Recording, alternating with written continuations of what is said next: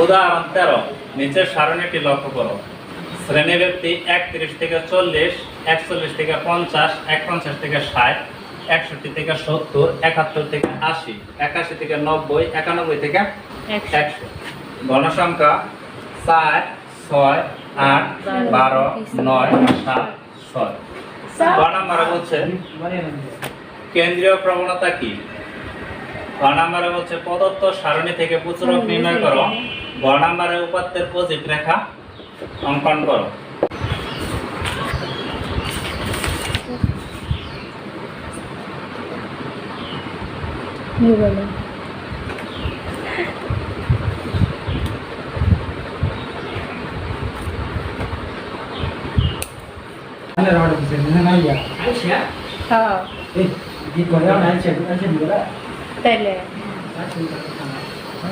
Baran leker sikha.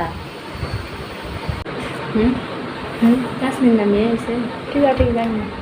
Saran sudah bas. Ne.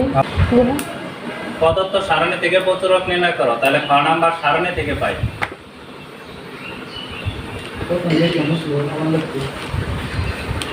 Zaman sekarang dan sarang dia. সর্বোচ্চ গণসংখ্যা 12 আর প্রচুর গণসংখ্যা হলো 12। তাহলে প্রচুরক শ্রেণী হবে 12, সোজা যত আছে তত। তাহলে প্রচুরক শ্রেণী কত হবে? 61 থেকে 70। অতএব তাহলে ইয়ালটা কত হবে? 61, মানে প্রচুরক শ্রেণীর প্রথম সংখ্যা। F1 এর মানটা হবে এই 12 থেকে আগেরটা বাদ দিন। তাহলে 6 হবে না স্যার? 8 বাদ দিলে কত হবে? স্যার 8 হলো কে? 8 হলো এই যে 12 থেকে 8 বাদ দিন, মানে আগেরটা বাদ দিন। সর্বোচ্চ গণসংখ্যা যত আছে ওই সর্বোচ্চ গণসংখ্যা থেকে বাদ দিন তার আগেরটা। ঠিক আছে? 12 থেকে 8 বাদ দিলে 12 থেকে 8 বাদ দিলে 4ই তো থাকে। 4ই তো থাকে। F2 এর মানটা হবে এই 12 থেকে পরেরটা বাদ দিন। তো 9 বাদ দিলে কত থাকবো? 3। অতএব এস হলো শ্রেণী ব্যবধান কত আছে? এনুক আছে 31, এনুক আছে 41। এই 41 থেকে 31 বাদ দিলে ব্যবধান হলো কত? 10। তাহলে অতএব প্রচুরকের সূত্র আমরা জানি L plus F1 by F1 plus F2 into S। ঠিক আছে? L এর মান কত পাইছি? L এর মান 61 প্লাস F1 এর মান পাইছি কত? 4। F1 এর মান 4, F2 এর মান পাইছি 3 ইন্টু S এর মান পাইছি 10। তাহলে 61 প্লাস 4 দা 10 এর গুণ করো। 4 দশম 40, 3 আর 4 হইতেছে 7। 61 প্লাস 40 এর 7 দা ভাগ করলে কত হয়? 5.7। 61 যোগ 5.7 যোগ করলে হবে 66.7। 7 এর পরে আর আছে? ওইগুলো দেওয়ার দরকার নেই। গ নাম্বার লিখবা পজিট রেখা অঙ্কনের সারণী। রেখা অঙ্কনের সারণী। তাহলে কি হবে? ক্রমযুক্ত গণসংখ্যা করতে হবে। তাহলে নিচে নিচে গড় আছে। নিচে নিচে গড় আছে 1 2 3 4 5 6 7 8টা।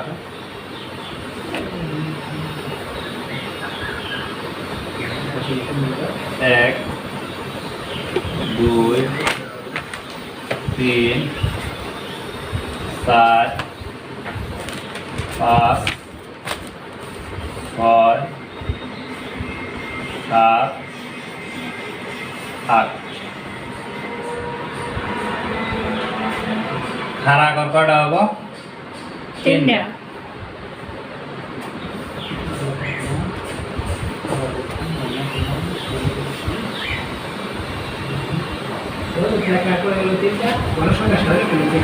প্রথম হবো কি শ্রেণী ব্যক্তি।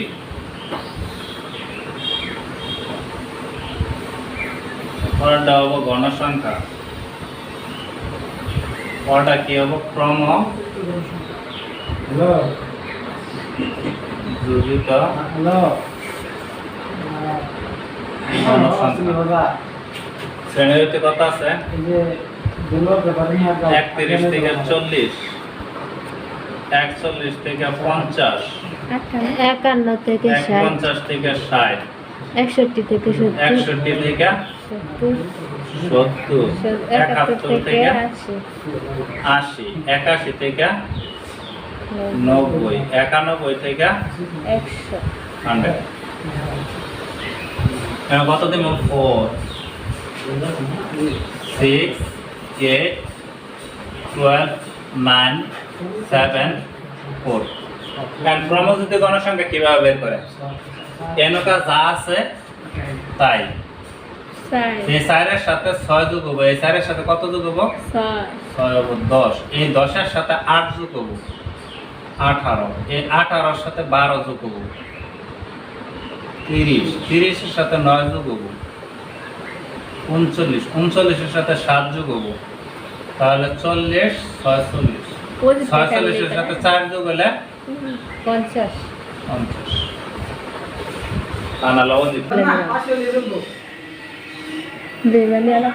আচ্ছা, অজীব রেখার জন্য এই পাশে ডান দিকে একটা রেখা টানবা স্কেল দিয়া, অবশ্যই কাঠ পেন্সিল দিয়ে দিবা। এটা কাঠ পেন্সিল দিয়ে এইগুলো লাগবে গ্রাফ।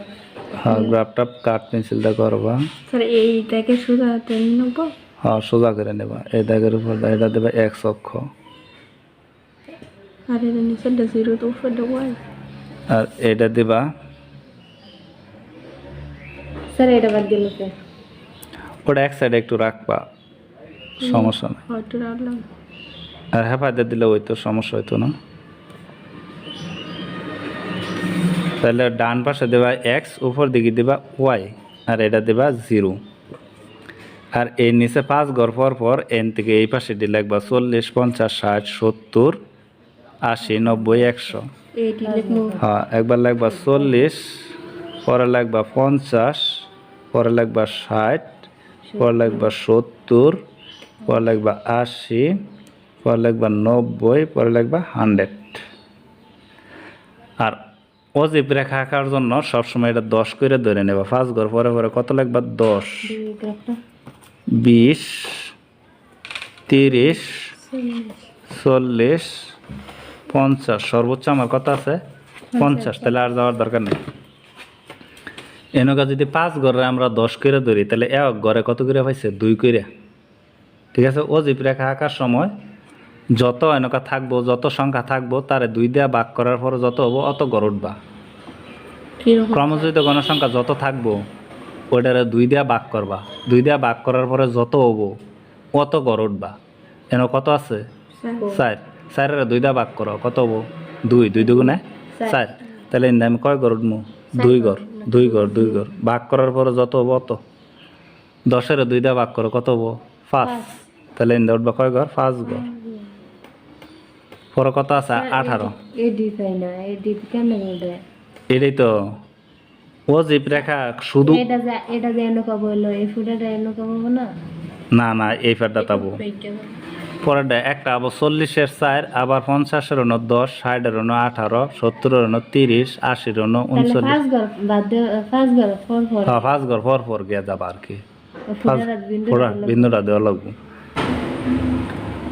অজীব রেখা আঁকার সময়ই শুধু ক্রমযোজিত সংখ্যা দা, ক্রমযোজিত গণসংখ্যা দিয়ে আমাদের অজীব রেখা আঁকতে হয়। ঠিক আছে, অজীব রেখা ক্রমযোজিত গণসংখ্যা যে সংখ্যাগুলো থাকবো সেই সংখ্যাটা 2 দা ভাগ করার পরে যত হবো অত ঘর খালি উঠবা। ঠিক আছে, এনেকা 4 আছে, 4-এর 2 দা ভাগ করলে কত হবো? 2। তাহলে আমি কয় ঘর উঠছি? 2।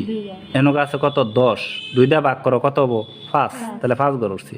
পরে আছে 18, 18 কত? 2 দা ভাগ করলে হবো 9। তাহলে 9 ঘর ওঠো। 5, 6, 7, 8, 9। পরে কি? 30। হ্যাঁ, 30 2 দা ভাগ করলে 15। তাহলে 15 ঘর ওঠো। 5, 10, 15। পরে কত আছে? 39, 39 2 দা ভাগ করো। 39 2 দা ভাগ করলে কত হবো? 19 দুগুণে 38, তাহলে 19.5 সাড়ে মানে 19.5 না, তাহলে 19.5 মানে 19 ঘর ডাইরেক্ট ঘরের অর্ধেক উঠবা, তাহলে 19 ঘর উঠো। 5, 10, 15, 15, 15, 16, 17, 18, 19, 19-এর পরে আরেক ঘরের অর্ধেক, ঠিক আছে। মাঝখানে পরে আছে কত 46, 46 2 ভাগ করলে 23, তাহলে 23 ঘর উঠো। 5, 10, 15, 20, 21, 22, 23। পরে আছে কত 50, 50 2 ভাগ করলে 25, তাহলে এদিক দিয়ে কত ঘর উঠবা 25, এনে গেল 25। পরে স্কেল দিয়া দেবা, স্কেল ধরবা, স্কেল দিয়া এই কোণার থেকে এই বিন্দু পর্যন্ত একবার মিলাবা। কোনার তেলে লাগবো। হ্যাঁ, পরে আবার এই বিন্দু আর এই বিন্দু মিলাবা, পরে আবার এই বিন্দু আর এই বিন্দু মিলাবা। স্যার বহুভুজের সময় তো এরকম, কিন্তু বহুভুজ করার লাগে এইভাবে এইভাবে নেমে পড়ে। কিন্তু অজীবের সময় ক্রমযোজিত সংখ্যা দেওয়া হয়, আর হয় বহুভুজের সময় গণসংখ্যা দেওয়া হয়। স্যার অজীবের একটা অঙ্ক দিয়া দেন, আমরা কইরা আনতে পারি, একটু দেখাই নাকি? আচ্ছা, দিতেছি।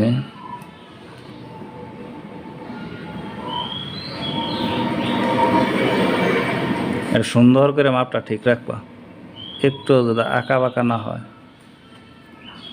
এই ব্যক্তি আর কি দুইটা ভাগ দিন স্যার না? হ্যাঁ, 2 ভাগ করে যত হবো অত গড় করে উঠবা, ঠিক আছে। এটাই অজিত রেখা।